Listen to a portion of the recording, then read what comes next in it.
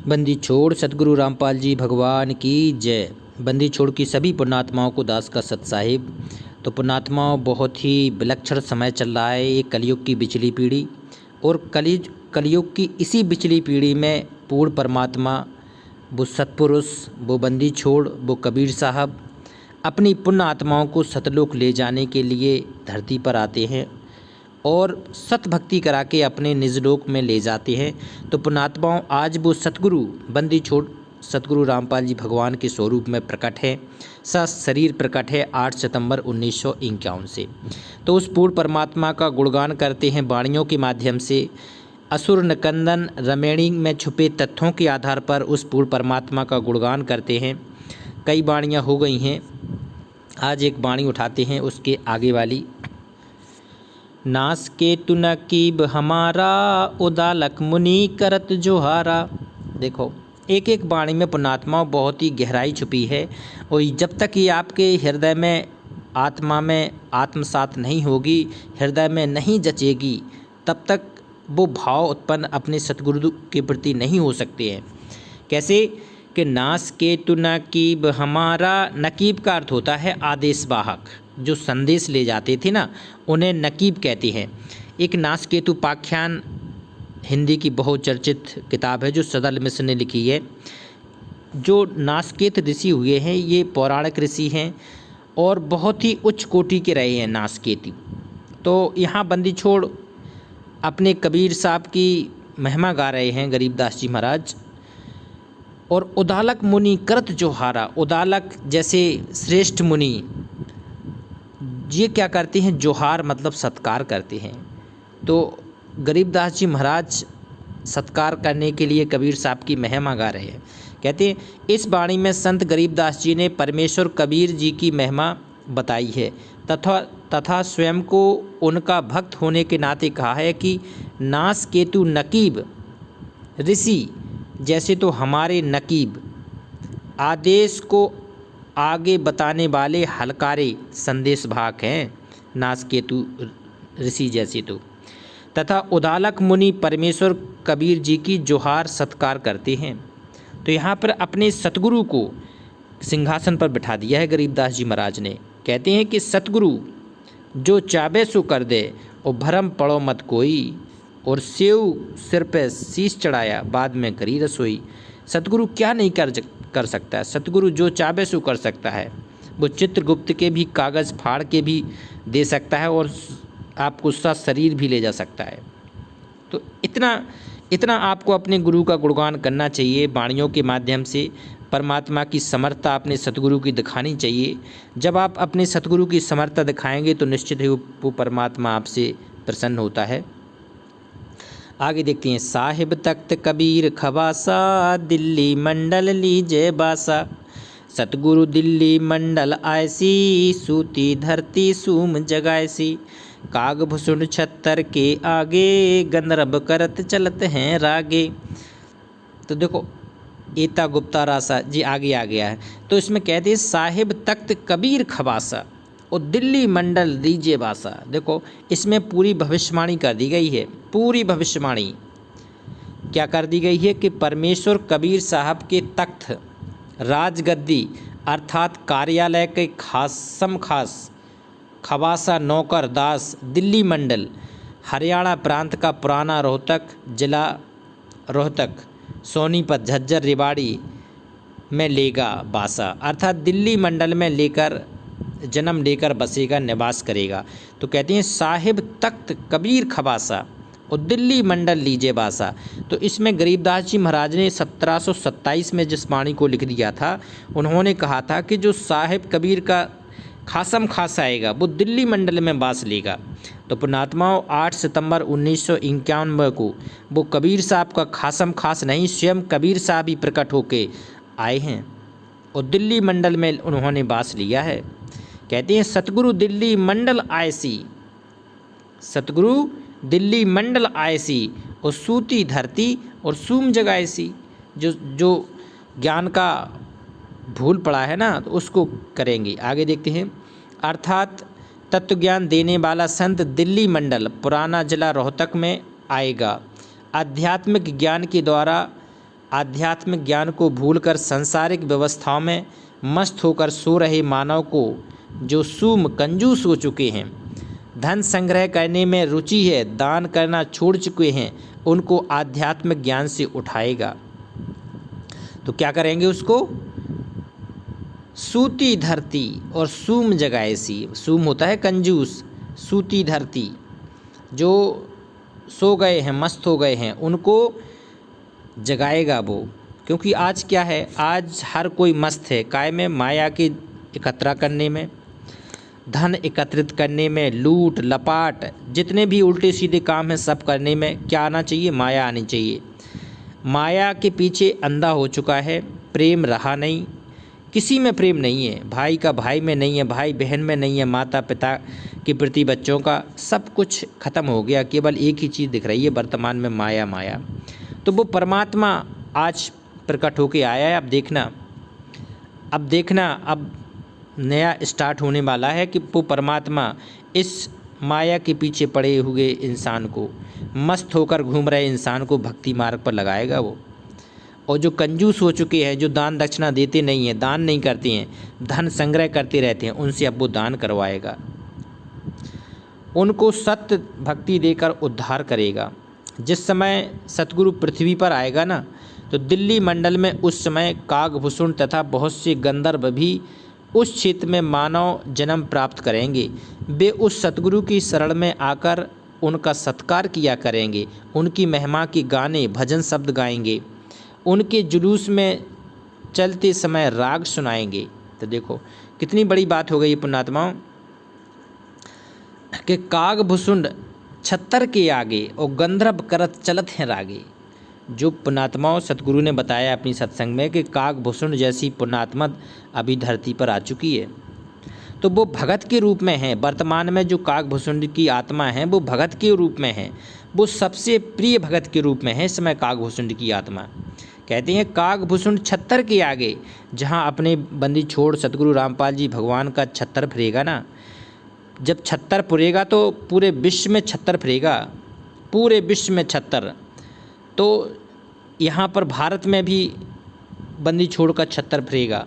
तो कहते हैं कागभूषुंड छत्तर के आगे, तो वहाँ पर जो कागभूषुंड की आत्मा होगी वो परमात्मा के छत्तर के आगे आगे चला करेगी, आगे आगे चलेगी। और क्या करेगी? परमात्मा के शब्द गाएगी। गंधर्व करत चलत है रागे, झूमता होगा मस्ती में परमात्मा के भजन गाते हुए, झंडा को हाथ में लेके, और सबका मार्गदर्शन करती हुई जाएगा वो कागभूषुंड की आत्मा। कागभूषुंड की आत्मा इतना महत्वपूर्ण है रोल कागभूषुंड की आत्मा, क्योंकि बाद में जो समय है वो कागभूषुंड की आत्मा चूँकि पूरे विश्व को एक नए तरीके से एकत्रित करेगी सतगुरु के आदेश से। अब देखो, तो मैं उसकी महिमा के गाने भजन शब्द गाएंगे, उसके जुलूस में चलते समय राग सुनाएंगे। तो जो कागभूषुंड है वो बहुत ही पुण्यात्मा है, जहाँ भी होगी इतना तो नहीं बता सकते, लेकिन भगत के रूप में है इतना अवश्य, और भगत के रूप में भी कुछ मार्गदर्शक के रूप में है। वो ज़रूर कुछ ना कुछ एक्टिविटी करके मार्गदर्शन भी कर रही होगी छोटे मोटे रूप में, क्योंकि जो पुण्यात्मा रहती हैं उन्हें भी कुछ पता नहीं रहता है कि हमारा आगे का रोल क्या है। जो कागभूषुंड की आत्मा है उन्हें भी पता नहीं है वर्तमान में कि वो कौन है। तो आगे देखते हैं। एता देखो ये बहुत बड़ी वाणी महत्वपूर्ण है। एता गुप्तार रासा पड़ेगा सो चढ़ेगा। देखो एता गुप्तार रासा और पड़ेगा सो चढ़ेगा, इसका बहुत ही क्या बताया बंदी छोड़ने कि जो इतना गुप्तार रासा का अर्थ होता है गहरा उलझा हुआ ज्ञान। गुप्तार रासा जो गुप्त है, कोई विश्वास करने को तैयार नहीं है, परंतु जो इसको पढ़ेगा अर्थात समझेगा वो चढ़ेगा, अर्थात अध्यात्म की ऊंचाई को छुएगा, ज्ञान ग्रहण करके अपने जीवन का कल्याण कराएगा। तो आज बंदी छोड़ का जो पूरा का पूरा सतज्ञान मार्ग है, जो सतभक्ति का मार्ग है, ज्ञान गंगा में सहज रूप से समझाया है बंदी छोड़ ने। तो गहरा ज्ञान है, तो कहते हैं जो ज्ञान गंगा को पढ़ेगा समझेगा, जो उस ज्ञान को गुप्तार रासा उलझे हुए ज्ञान को, गहरे ज्ञान को पढ़ेगा तो वो समझेगा, और जो पढ़ेगा ही नहीं वो काय को समझेगा। तो सबसे पहले तो हम लोगों को बहुत ही आधीन रूप से जो अपने हैं, सगे हैं, मित्र हैं, भाई बंधु हैं, उनको ज़रूर ज्ञान गंगा देना है, पढ़ाना है। और मालिक ने जो जो उसमें बताया था तो उसको दिखाना भी है, क्योंकि दिखाने से क्या होता है, उसकी आत्मा तुरंत फड़कती है कि अच्छा वेद में ऐसा लिखा है, गीता में ऐसा लिखा है, तो उसको अंडरलाइन करके समझाना है कि ऐसा लिखा है, इसमें हम लोग जो भक्ति कर रहे हैं वो सही नहीं कर रहे हैं, और जो बंदी छोड़ सतगुरु रामपाल जी भगवान जो हमें भक्ति दे रहे हैं वही सही है। जब आप इतना समझाएंगे तो वो ज़रूर समझेगा। तो कहते हैं कि इतना गुप्तार रासा गहरा उलझा हुआ ज्ञान है जो गुप्त है, कोई विश्वास करने को तैयार नहीं है, परंतु जिसको पढ़ेगा अर्थात समझेगा वह चढ़ेगा का अध्यात्म की ऊंचाई को छुएगा, ज्ञान गढ़ करके अपने जीवन का कल्याण कराएगा। आगे देखते हैं। चंपेगा पर भूमि सीम, साक्षी कृष्ण पांचों पांडव भारती भीम। देखो चंपेगा का अर्थ होता है कब्जा करना। तो इस वाणी में क्या कहा गया है बंदी छोड़ ने? इस वाणी में सतर्क किया है कि यदि कोई व्यक्ति या राजा पर भूमि सीम चंपेगा अर्थात किसी दूसरे की जमीन तथा सीमा को चंपेगा या कब्जा करेगा। चंपेगा पर भूमि सीम, देखो तो यहाँ स्पष्ट कह दिया पुण्यात्माओं के किसी की भी जमीन, किसी भी की और किसी भी राष्ट्र की ज़मीन जो भी चंपेगा तो उसका तो विनाश होना ही है। चंपेगा पर भूमि सीम और साक्षी कृष्ण पांचों पांडव भारती भीम, ये लोग साक्षी हैं इसके। इस वाणी में सतर्क किया कि यदि कोई व्यक्ति या राजा पर भूमि सीम चंपेगा अर्थात किसी दूसरे की जमीन तथा सीमा को चंपेगा, सीम मतलब होता है सीमा को, चंपेगा कब्जा करेगा, उसकी वही दशा होगी जो कौरवों की हुई थी। इसके साक्षी अर्थात गवाह पांचों पांडव हैं, उनमें भीम भारती लड़ाकू योद्धा हैं, अर्थात महाभारत की कथा इसी बात की जीवित तस्वीर है। देखो यहाँ बंदी छोड़ ने एक ही वाणी में कह दिया है कि चंपेगा पर भूमि सीम। आज कई राष्ट्र ऐसे हैं, बड़े बड़े राष्ट्र जैसे चाइना है, चीन है, जो अपने छोटे मोटे देशों को चंप रहा है, दबा रहा है। कई ऐसे परिवारों में हैं जो किसी न किसी की ज़मीन को चाँप लिया है। तो ये बहुत ही अनर्थ का काम है। इसमें बंदी छोड़ स्पष्ट कह रहे हैं कि ऐसा नहीं करना है। आगे देखते हैं। द्रौपदी के खप्पर में मेदिनी समायसी और 64 जोगनी मंगल गायसी। द्रौपदी के खप्पर में मेदिनी समायसी और 64 जोगनी मंगल गायसी। इसमें महाभारत की घटना को फिर संक्षेप में बताया कि जो राजा या प्रजाजन किसी की ज़मीन राज पर कब्जा करेगा, जैसे द्रौपदी ने खप्पर ले रखा था, केस खोल दिए थे। देखो क्योंकि कुछ ना कुछ जब बड़ा होना होता है तो बड़ी घटनाएं भी घटित होती हैं। आज वैश्विक परिस्थिति कुछ बड़ी घटनाओं की है। तो द्रौपदी ने क्या किया था, खप्पर ले लिया था और केस भी खोल लिए थे। अपने पांचों पतियों से कह दिया था कि जिस दिन दुशासन का वध किया जाएगा तब ये केस बांधूंगी, क्योंकि दुशासन ने जो इज्जत पर हाथ डाला था ना, उसकी सज़ा द्रौपदी ने कहा जब तक नहीं दे देंगे तब तक नहीं केस बांधूंगी। उसकी जिद के कारण उसका खप्पर भरने के लिए मेदिनी मतलब होता है सेना, कि द्रौपदी के खप्पर में मेदिनी समायसी, कितनी सेना मारी गई थी और सब सर्वनाश हो लिया था। उस समय 64 योगिनियों ने मंगल राग गाए थे, खुशी मनाई थी। कहती हैं उस समय जब द्रौपदी का वो खप्पर भर गया था खून से, लास्ट में दुशासन के खून से जब वो उस भर गया था, तो द्रौपदी ने कहते हैं कि केस धोए थे उससे। तो द्रौपदी के खप्पर में मेदिनी समायसी और 64 जोगनी मंगल गायसी, जो 64 जोगनी बताई गई हैं उन्होंने मंगल राग गाए थे, खुशी मनाई थी। इसी प्रकार यदि कोई गलती करेगा तो और द्रौपदी बनकर ऐसा नाश कराएगी, फिर 64 जोगनी मंगल गान करेंगी। कहते हैं कि ये काम बहुत ही गड़बड़ रहता है। अब आगे देखते हैं। वज्रबाण का ताला राक्षस से ठोकसी और दक्खन के दल उत्तर को झोंकसी। वज्रबाण का ताला राक्षस सिर ठोंकसी। देखो कितना गजब अर्थ है यहाँ पर कि वज्रबाण अर्थात सत्य ज्ञान रूपी शस्त्र का ताल यानी प्रहार राक्षस अज्ञान के सिर पर ठोकसी अर्थात मारेगा। देखो काय में मारेगा, ये ज्ञान का पट खोलने के लिए, सत्य ज्ञान रूपी कि वज्रबाण का ताला राक्षस से ठोकसी, राक्षस होते अज्ञान रूपी, तो उसको अज्ञान रूप को हटाने के लिए यहाँ सत्य भक्ति का चलेगा अब डंडा। तो वज्रबाण का ताला राक्षस से ठोकती दक्खन के दल उत्तर को झोंकसी। कहते हैं सतगुरु दक्षिण अर्थात नीचे दबे हुए शुभ संस्कार उत्तर को झोंकसी अर्थात ऊपर की ओर उठाएंगे। भावार्थ है कि शुभ संसार ज्ञान द्वारा प्रेरित करके उभरेगा। तो अब ये यही होना है कि वज्रबाण का ताला राक्षस से ठोकसी, जो वज्रबाण का जो बंदी छोड़ का तत्व ज्ञान है, जो बंदी छोड़ का ज्ञान है, अब ये पूरे विश्व पे जाएगा और जो राक्षस हैं अज्ञान रूपी राक्षस, उसको ख़त्म करके दक्खन के दल उत्तर को झोंकसी, क्योंकि उत्तर को झोंकसी मतलब वो ज्ञान ऊपर उठेगा। अब दिल्ली मंडल राज त्रिकुट को साधसी, यह लीला प्रमाण जो सतगुरु को आराधसी। देखो दिल्ली मंडल राज त्रिकुट को साधसी, देखो कितना बड़ा रहस्य छिपा दिया पुण्यात्माओं यहाँ पर कि दिल्ली मंडल में जन्मना सतगुरु त्रिकुटी की साधना का राज रहस्य बताएगा। अभी तक तो त्रिकुटी तक पहुँचना किसी की बस की बात नहीं थी, किसी की भी, क्योंकि त्रिकुटी तक पहुँचने वाली साधना का एक प्रोसेस रहता है। प्रोसेस क्या रहता है? गणेश जी मूल कमल, स्वाद कमल ब्रह्मा सावित्री, नाभि कमल विष्णु भगवान लक्ष्मी जी, हृदय कमल शंकर पार्वती जी, कंठ कमल दुर्गा जी। तो बंदी छोड़ ने एक पूरी सीरीज बताई है। जब तक इनके लोगों का इनके पार नहीं होगा, जब तक इनकी साधना पूरी करके इनका ऋण पूरा नहीं होगा, तब तक तो वो त्रिकुटी पर पहुंच ही नहीं सकता।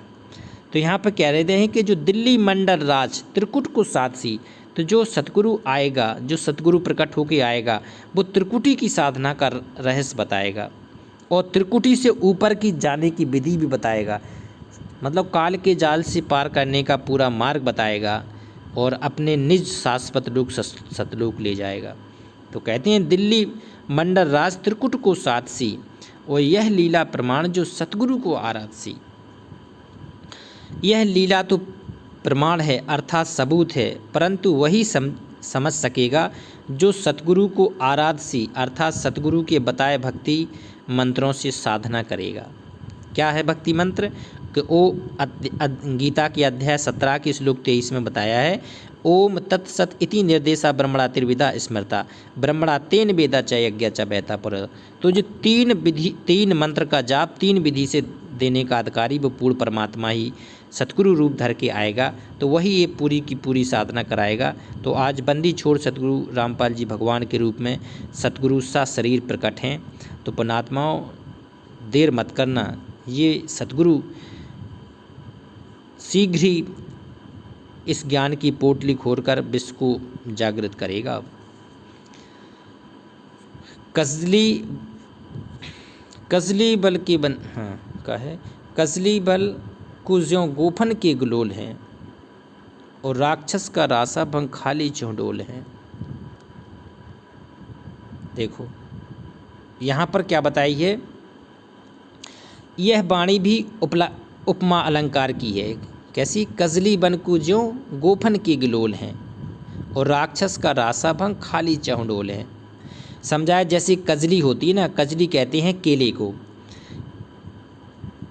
कजली केले बनकर कुंजर मस्ती में आकर केलों के पेड़ों को खाते हैं और उन्हीं पर लेटते हैं, उनको तोड़ते हैं और जब उनको राजा के नौकर पकड़कर बंदी बनाकर रखते हैं तब वह सिर धुनता है, रोता है, वह मस्ती अब कहाँ गई। ऐसे ही मानव शरीर को प्राप्त प्राणी पूर्व जन्म के पुण्यों से प्राप्त सुविधाओं को मस्ती से भोगता है।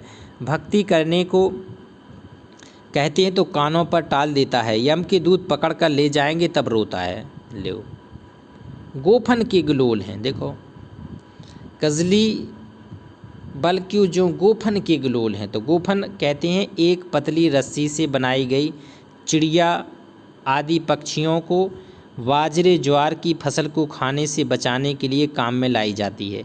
जैसे नहीं गोफल गुलेल, उसके अंदर मिट्टी का बनाया जाता था गोल गोल लट्टू जैसा, और उसको रखा जाता था और उसकी लंबी रस्सी के दोनों सिरों को पकड़कर घुमाकर एक सिरा छोड़ दिया जाता था।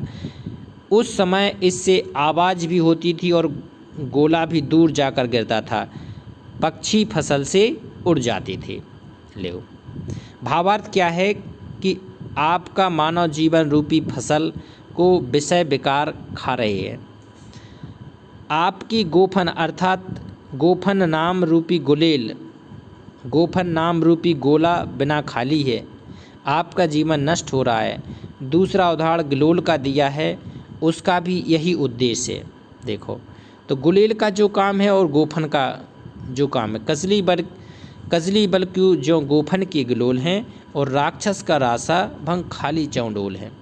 तो जो कजली बन के में हाथी जिस तरह से घूमता है ना, और जो गलोल का काम होता है गोफन का, तो वो भी देखो सचेत करती है, जैसे पक्षी को उड़ा देती है, उसी प्रकार भक्ति के प्रति भी सतगुरु सचेत करता है कि भक्ति करके निश्चित ही आप लोग अपना कुछ बचा सकते हैं। फिर कहा है कि खाली चहंडोल है। चहंडोल कहते हाथी के ऊपर रखे खोखे जैसी अलमारी को, उसको अंबारी भी कहा जाता है। जहाँ वो सिकंदर लोदी आए थे ना बैठ के बंदी छोड़ से मिलने के लिए, तो वो अंबारी भी कहते हैं। वह भी खाली है, अर्थात आपके पास मानव शरीर रूपी हाथी भी है, उसके ऊपर बुद्धि रूपी चहंडोल भी है, परंतु उस चहंडोल में बैठने वाला राजा अर्थात मन तो गधों की सवारी कर रहा है।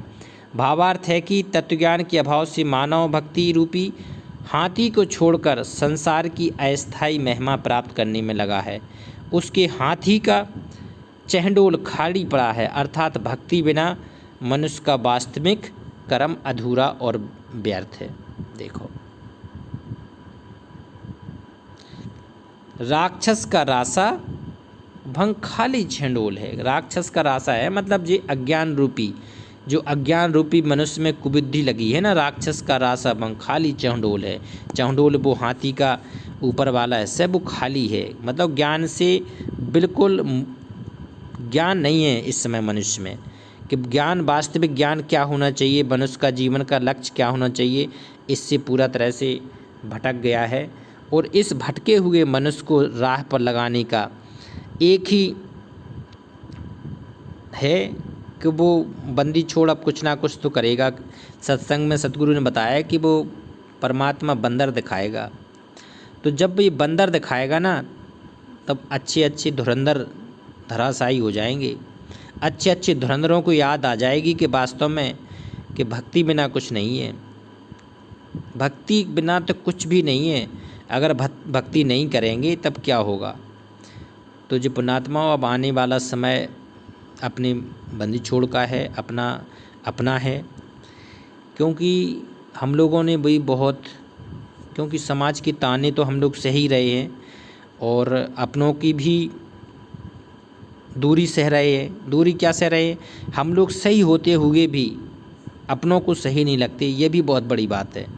तो अब वो समय पलटेगा पुण्यात्माओं, बस सब कुछ निकल गया है, थोड़ा सा समय बाकी है।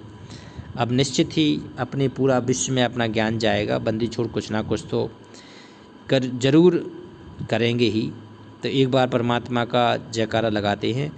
बंदी छोड़ सतगुरु रामपाल जी भगवान की जय। सत साहेब।